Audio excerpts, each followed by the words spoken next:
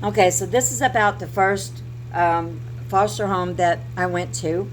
My second younger brother um, went with me, and he was so malnutritioned, they didn't know if he was going to make it, and he was in the hospital.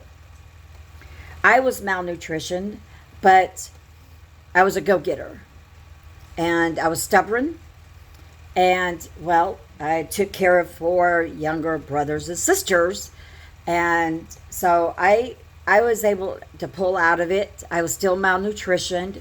I was very very thin, but he was in the hospital, and um, not that they didn't know if he was going to make it. So, and again, I'm not going to be saying any names in here because just to, some people have passed away.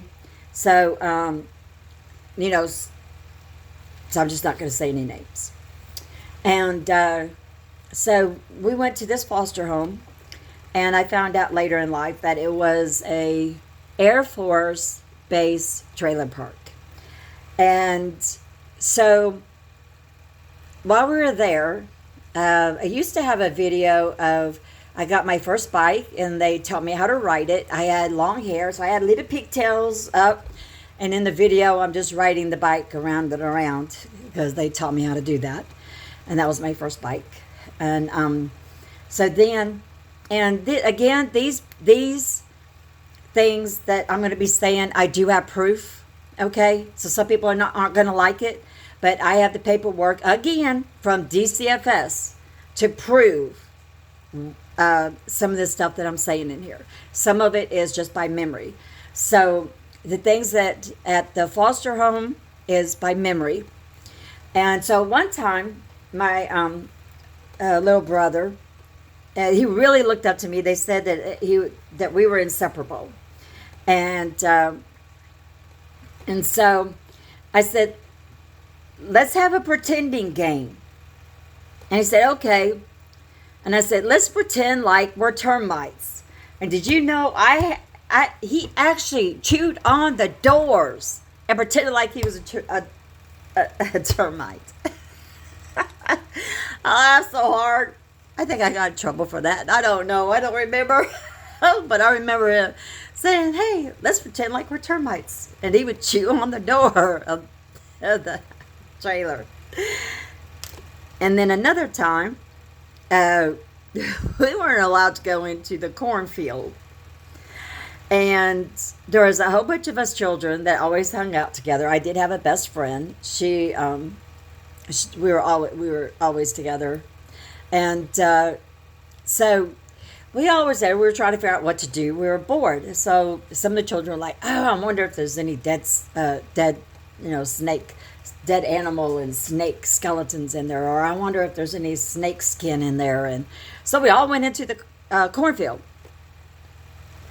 When we came out of that cornfield, and I don't know if they were yelling for us, and so that's how we, got out. But when we come out of that cornfield, all of the parents, including our foster parents, were standing there in a line waiting on us. And they were so mad. And they said, you see that tree over there? It was a weeping willow tree. And they said, you go and get you a switch. Back then, DCFS didn't have a rule that you cannot hit or beat foster children, okay? Because needed them so bad that they just let any child go to any home. So this was a good home. And so I don't know if they spanked us all the way back to the house. I don't remember that part. I just remember coming out and then all the parents were standing there. See that tree over there? So anyway, they're passed away, so I can't ask them any questions. And so then, and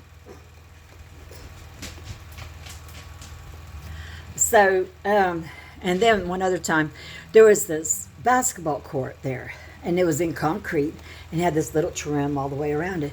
We called it Frankenstein's grave. So we'd always go to Frankenstein's grave to meet up, and we'd just play and play and play.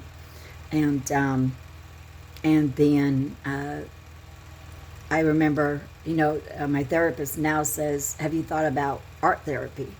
And so now that I think back, it's like they knew something that I didn't know. So when the DCFS and the counselor would come out to the home and talk to us, my brother and I, about how we're doing and how's it going, I'd always draw. And they'd always bring me some crayons and some paper. And I would draw. And guess what? I love to draw. I haven't done it in years. I don't know if it's because of some trauma that I just, and, but anyway, so I remember that. And in the file, it says that we go out and see Valerie. We take paper, coloring books, crayons, and she draws and colors while she's, we're talking to her. I'm talking to her. And I had a little dress on. And so then the day came, and they wanted to adopt both of us. And my biological father, that was with this woman that he got pregnant and left all of us abandoned in a trailer, okay? That's very important to hear. Said, no, you can't have the brother. You can have the brother, but you can't have Valerie. Okay? His wife couldn't stand me. And it is even in the paper. It says, DCFS is saying, this is not a good thing. His wife does not like Valerie, cannot stand Valerie. This is not a good move. Valerie should stay where she's at. Why did they not turn around? Why did the courts not turn around and take his rights away when they found out that he's the one that called DCFS? He's the one that let us be abandoned in the house, knowing that we're abandoned in that house, and he left us there so that we can all be taken away, so that your wife doesn't have to deal with us. Is that it? I don't know. He's passed away. It's done. And they say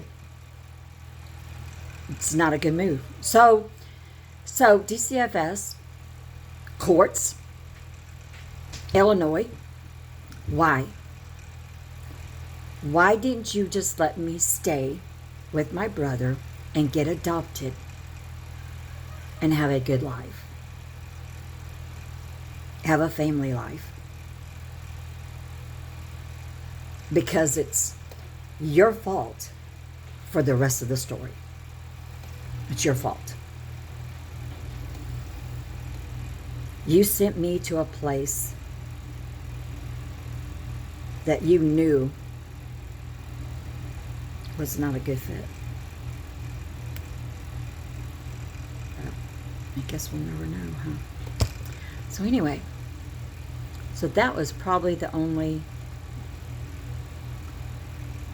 foster home. I went to 4 foster homes and 9 placings, because then when they didn't have a foster home for you, then what they would do is they would put you in detention center. I don't remember what the detention centers look like. I don't. They don't have detention centers now. They've got homes that the foster children can go to, or children that are pulled out of their houses. They can go to these homes and wait for placing, and they get clothes, new clothes, and they get a hot meal and stuff like that. So that was my first foster home. And when I left there, that's when my nightmare started. So anyway, so I'm going to go. I think 9 minutes is long enough. If you want to say anything, go right ahead. I can't guarantee that I'll be watching this and respond to every single comment, but please follow. Give me some of your support, and I hope that this helps somebody else that also went through this, either going through this now or went through something similar back then, and I hope it helps them. Anyway, so love yourself. You are all you got. Thanks for watching.